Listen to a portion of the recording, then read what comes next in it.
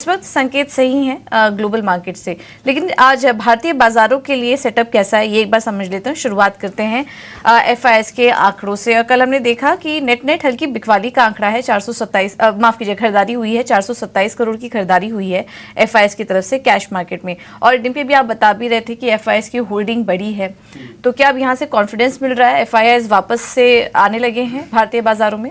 देखिए, इसको जैसे आप समझना चाहें ना वैसे हो सकता है। अब आप बोलेंगे ये कैसे हो सकता है कि एफआईएस की होल्डिंग है, इसको नेगेटिव कैसे समझ सकते हैं। मैं आपको बता देता हूँ नेगेटिव कैसे है ये भी।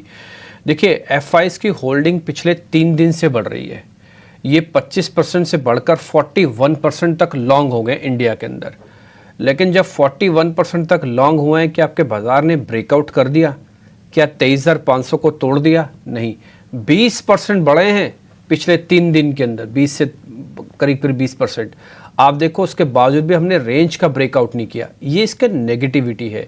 लेकिन पॉजिटिविटी क्या है कि एफआईज हैं सिस्टम में, इसलिए आप देख रहे हैं बाजार जो डिप चाहिए वो डिप आ ही नहीं रहा। आप 3 दिन से उस डिप की वेट कर रहे हैं, लेकिन वो डिप नहीं आ रहा। अभी आपको तय करना आप इसको पॉजिटिव देखते हो कि इसको नेगेटिव देखते हो। मेरे लिए ये एक नेगेटिव के तौर पर है। वजह मैं बताता हूँ, एफआईएस जैसे जैसे होल्डिंग्स को बढ़ाएंगे उनके बढ़ने का दायरा छोटा होता जाएगा, यानी कि वो और नहीं आएंगे और सेलिंग का रूम खुल जाएगा। और जब वो सेल करने पर आएंगे तो फिर आपको थोड़ा सा प्रेशर या हीट मार्केट के अंदर आ जाएगी, जिसको हम फटीक भी कहते हैं कि बाजार अब थक गया है, चलते चलते इरिटेट कर रहा है, तो फाइनली मार्केट टूट रहा है। ये इरिटेशन जो है ना एफआईएस की लॉन्ग होल्डिंग के बावजूद भी हो रही है मार्केट के अंदर, आप इसी से अंदाजा लगाइए। दूसरी एक बात, कल डीआईज ने भी ना अपना माल बेचा है सिस्टम में। काफी लोग इसको क्लोजली ट्रैक नहीं करते कि डीआईज क्या कर रहे हैं। हम सिर्फ एफआईएस का कैश का नंबर देखते हैं, अंदर तो वैसे भी चेक नहीं करते। अगर मैं अंदर एफआईएस का भी एक बार और पॉइंट बता दूं ना, तो वो लगातार पिछले 2 दिनों से जब भी वो कैश के अंदर खरीदारी कर रहे हैं उसके अगेंस्ट में ऑप्शंस को बेच रहे हैं। कल भी उन्होंने ऑप्शंस को बेचा है, और मैं आपको क्वांटम भी बता देता हूं कितनी ऑप्शंस को बेचा है। कल उनका सेल था करीब 28,000 करोड़ रुपए का। यानी कि जो भी मार्केट के अंदर पोजीशन ले रहे हैं वो हैज करके ले रहे हैं, नेकेड कुछ नहीं आ रहा, सीधा सीधा कुछ नहीं खरीद रहे।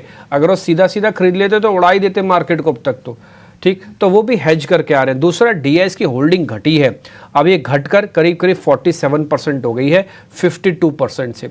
तो कल डीआईएस ने माल बेचा। अब आप बोलेंगे सर इसको पॉजिटिव सोचे कि नेगेटिव, ये आपका काम है, आप इसको पॉजिटिव मानते हो कि नेगेटिव। मेरे लिए ये भी नेगेटिव है कि भाई डीआईएस जो एक स्ट्रॉन्ग हैंड होता है उन्होंने भी कल माल बेचा, रिटेल ने भी कल 1% माल बेचा, और एफआईएस अगर आया तो बाजार बहुत बड़ा चला नहीं कल, ठीक। तो कुल मिला के मेरा मानना है कि एफआईएस की होल्डिंग 41% हो गई, जो कि मोर देन एनफ है, जितनी मेरे को इस समय रिक्वायरमेंट थी।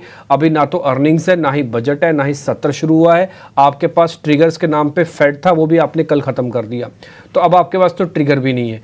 तो उसके बावजूद अगर 41% इंडिया में एफआईएस लॉन्ग पोजीशंस पे हैं तो ये बहुत अच्छी बात है। लेकिन बुरी बात यह है कि 23,500 अभी तक पार नहीं हुआ, और मेरे को आज उसी चीज़ को वेट करना है कि 23,400-500 के आप रेंज को पार करते हो कि नहीं करते।